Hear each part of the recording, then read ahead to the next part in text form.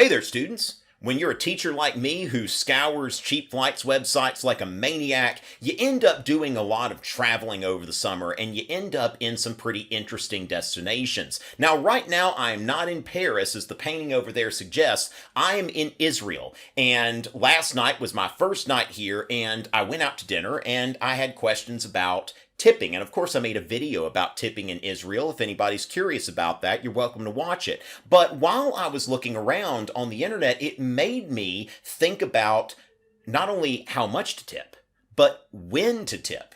And based on what I was reading, I became convinced that when I'm traveling, I need to make sure to tip at the beginning of a service, whether it is at a restaurant, whether I've gotten onto a cab, whether someone's handling my bags, or if someone's parking my car, making sure to tip before, not after. Because one of the things I came across on the internet, it went back to the 18th century. Those of you who've studied modern European history, you know that in the 18th century with the Enlightenment, coffee house culture took off. And so you have these establishments where people are getting together, typically people of some means who are getting together, they're having coffee, they're talking about all kinds of scholarly topics, and there was someone, I believe Samuel Johnson, if I'm remembering correctly, that he wrote down that he saw at one of these coffee houses a bowl that said, "To ensure promptness." Okay, so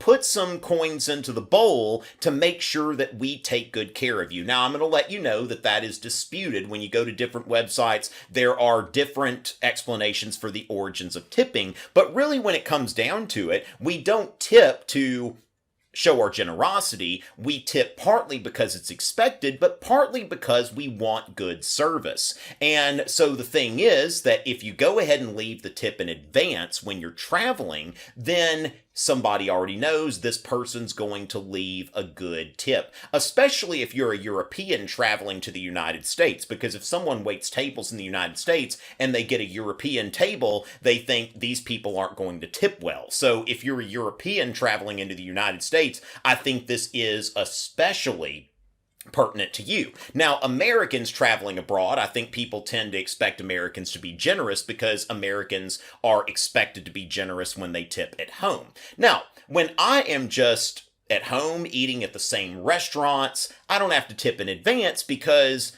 the same people see me come in and they know, okay, he leaves a good tip. I'm going to make sure that he gets good service. But when you're on the road, people don't know you. And when you think about the Enlightenment, which I just mentioned, you think about Adam Smith and the invisible hand. Now you see it, now you don't. See, it's invisible. Woo! Okay.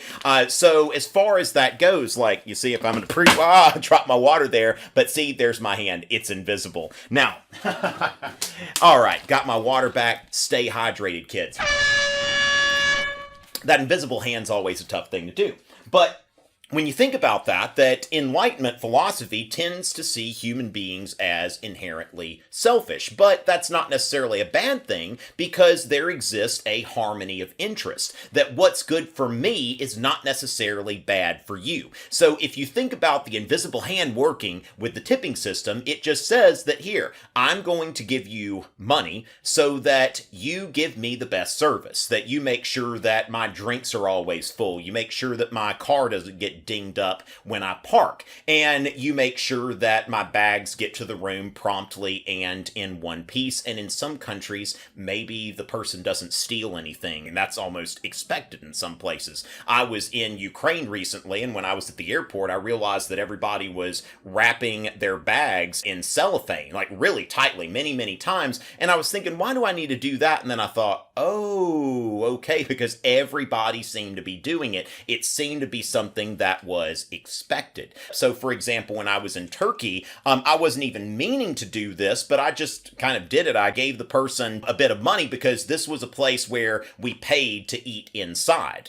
And so we paid inside, but the waiter is outside. And so when I left my luggage at the table to go inside and eat, I gave the individual a tip that wouldn't necessarily be seen as that generous in the United States, but this person became my best friend friend. This person wouldn't let anybody else sit at my table, even though there was room for 6 people. He watched my luggage like a hawk. He was my friend, okay? And because I didn't wait until the end of the service to tip, he took extra good care of me, better care of me than what I would have received had I left a tip at the end of the experience. And this is something that's kind of interesting while we're talking about the Enlightenment when we think about rationalism and empiricism, okay? Rationalism, which means something needs to make sense, and empiricism, meaning that it's rooted in experience, okay? So when we have these two things that are working together, then we can make an argument. So what I've just done with this argument from a rhetorical perspective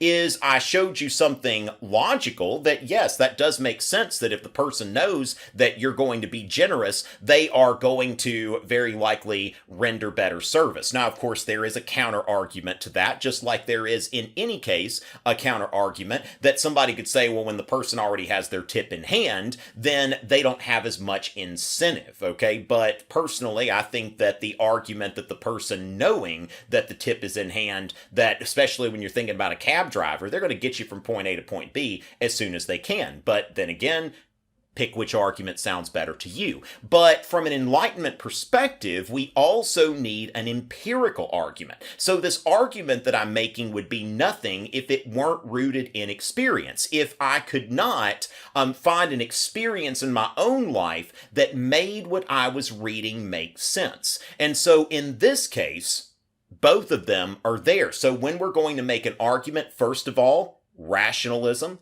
logical argument, and second of all, something that, hey, this actually has taken place in real life. So when I'm at restaurants in my hometown, in my local vicinity, I will continue to tip after the meal, but anytime I hand my bags to someone, when I travel, I'm not going to wait until they get to the room. I'm not going to wait until the end of my stay to tip the housekeeper. Instead, I'm going to make sure to leave a tip when those services are being rendered to make sure that I get the best service possible. Now, if you love this video, let me know. If you think I should do more of these travel videos, videos that are more applicable to educating people about life, let me know, because I like this. I like showing people what I'm experiencing in addition to teaching history. Now, of course, I love doing that too. So again, leave a comment, subscribe if you haven't already, and it is always a pleasure.